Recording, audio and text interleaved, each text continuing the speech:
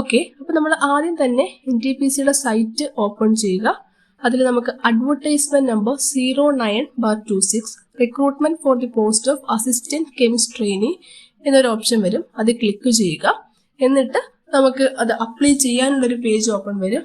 അതിൽ advertisement number 09/26 അതിൽ apply കൊടുക്കുക.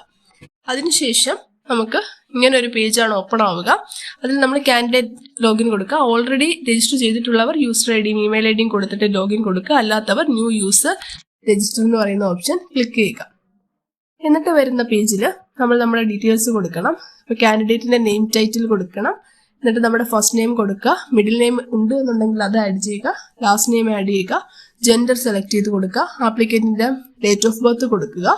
ആധാർ നമ്പർ കൊടുക്കുക. 2 പ്രാവശ്യം കൊടുക്കണം. കൺഫേം ചെയ്യാൻ വേണ്ടിയിട്ട് ഒന്നുകൂടി കൊടുക്കുക. അതിനുശേഷം വെരിഫൈ ആധാറിൽ ക്ലിക്ക് ചെയ്യുക. ഓക്കെ, അടുത്തായിട്ട് നമുക്ക് ഫിൽ ഡീറ്റെയിൽസ് ആണ് ചെയ്യേണ്ടത്. അതിൽ നമ്മൾ ആദ്യം തന്നെ നമ്മുടെ കാറ്റഗറി സെലക്ട് ചെയ്ത് കൊടുക്കുക. സബ് കാറ്റഗറി എന്തെങ്കിലും ഉണ്ട് എന്നുണ്ടെങ്കിൽ അത് സൈഡിൽ ടൈപ്പ് ചെയ്ത് ചേർക്കുക. അതിനുശേഷം ഫാദറിന്റെ നെയിം ടൈറ്റിൽ സെലക്ട് ചെയ്യുക. ഫസ്റ്റ് നെയിം ലാസ്റ്റ് നെയിം എന്നിവ ടൈപ്പ് ചെയ്ത് കൊടുക്കുക. ഡേറ്റ് ഓഫ് ബർത്ത് സെലക്ട് ചെയ്ത് കൊടുക്കുക. അതിനുശേഷം ഫാദറിന്റെ ഒക്കുപ്പേഷൻ സെലക്ട് ചെയ്യുക. ഇതേപോലെ തന്നെ നമ്മൾ മദറിന്റെ നെയിം ടൈറ്റിൽ സെലക്ട് ചെയ്യുക. ഫസ്റ്റ് നെയിം ടൈപ്പ് ചെയ്ത് കൊടുക്കുക. ലാസ്റ്റ് നെയിം ടൈപ്പ് ചെയ്ത് കൊടുക്കുക. ഡേറ്റ് ഓഫ് ബർത്ത് സെലക്ട് ചെയ്യുക. അതിനുശേഷം മദറിന്റെ ഒക്കുപ്പേഷനും സെലക്ട് ചെയ്ത് കൊടുക്കുക.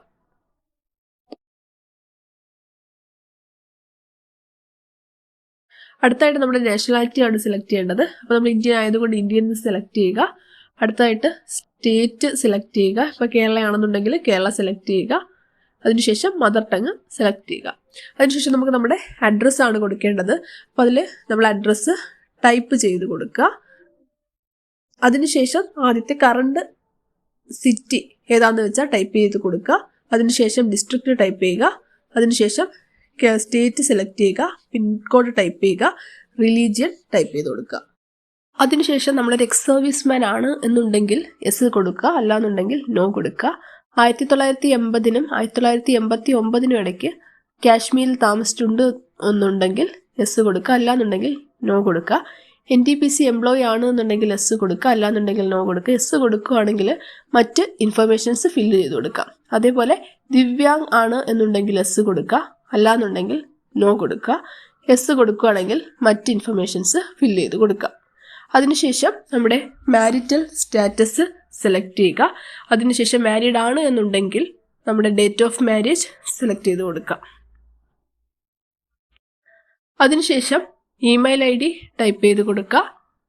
അതേപോലെ തന്നെ മൊബൈൽ നമ്പർ ടൈപ്പ് ചെയ്ത് കൊടുക്കുക. അതിൻ്റെ കൂടെ ഓൾട്ടർനേറ്റീവ് മൊബൈൽ നമ്പർ അവൈലബിൾ ആണ് എന്നുണ്ടെങ്കിൽ അതും ടൈപ്പ് ചെയ്ത് കൊടുക്കുക. ഇത്രയും ചെയ്തതിന് ശേഷം നെക്സ്റ്റ് എന്ന് താഴെ കൊടുത്തിരിക്കുന്ന ഐക്കൺ ക്ലിക്ക് ചെയ്യുക.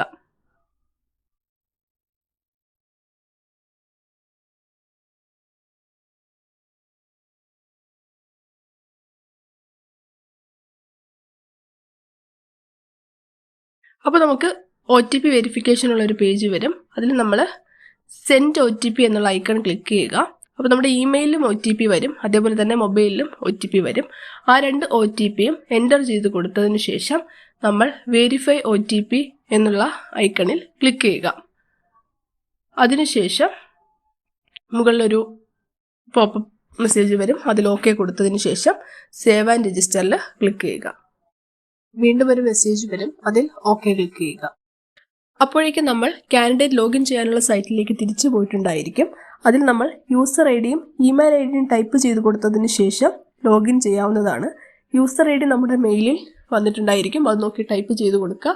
അതിനോടൊപ്പം നമ്മൾ ക്യാപ്ച ടൈപ്പ് ചെയ്ത് കൊടുക്കണം. അവിടെ ഒരു സിമ്പിൾ മാത്തമെറ്റിക്കൽ പ്രോബ്ലം ഉണ്ടായിരിക്കും. അത് സോൾവ് ചെയ്ത് ടൈപ്പ് ചെയ്തതിന് ശേഷം ലോഗിൻ ക്ലിക്ക് ചെയ്യുക. അപ്പോഴേക്കും നമ്മുടെ രജിസ്റ്റർ ചെയ്ത മെയിൽ IDയിലേക്കും ഫോൺ നമ്പറിലേക്കും ഒരു OTP പോയിട്ടുണ്ടായിരിക്കും. അതിലേതെങ്കിലും ഒന്ന് ചെക്ക് ചെയ്ത് നോക്കിയതിന് ശേഷം ആ OTP അവിടെ ടൈപ്പ് ചെയ്ത് കൊടുക്കുക. അതിനുശേഷം താഴെ കാണുന്ന സബ്മിറ്റ് ബട്ടൺ ക്ലിക്ക് ചെയ്യുക.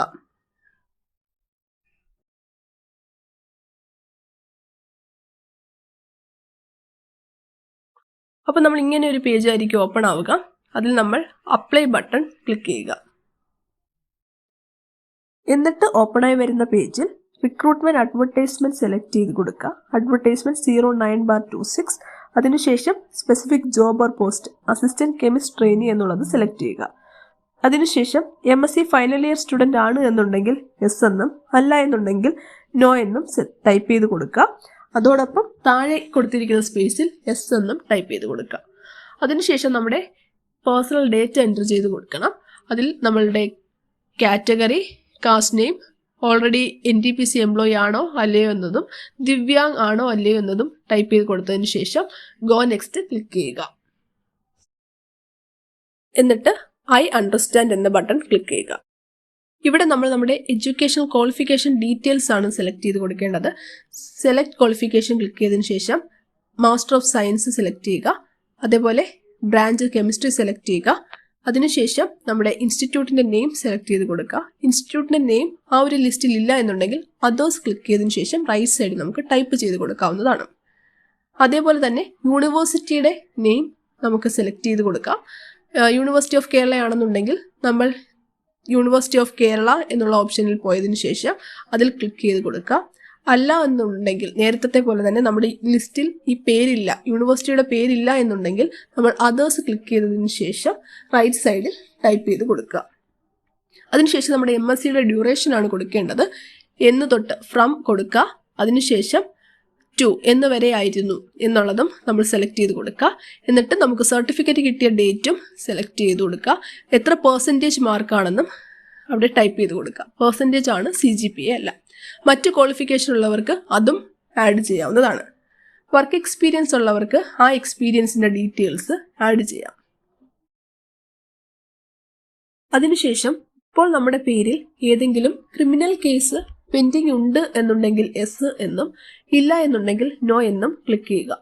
അതേപോലെ തന്നെ നേരത്തെ വർക്ക് ചെയ്തിട്ടുള്ളവരാണെന്നുണ്ടെങ്കിൽ അവിടെ വർക്ക് ചെയ്ത ഇൻസ്റ്റിറ്റ്യൂട്ടിൽ ഏതെങ്കിലും ഡിസിപ്ലിനറി പ്രൊസീഡിങ്സിന് വിധേയമായിട്ടുണ്ട് എന്നുണ്ടെങ്കിൽ യെസ് എന്നും ഇല്ല എന്നുണ്ടെങ്കിൽ നോ എന്നും ക്ലിക്ക് ചെയ്യുക.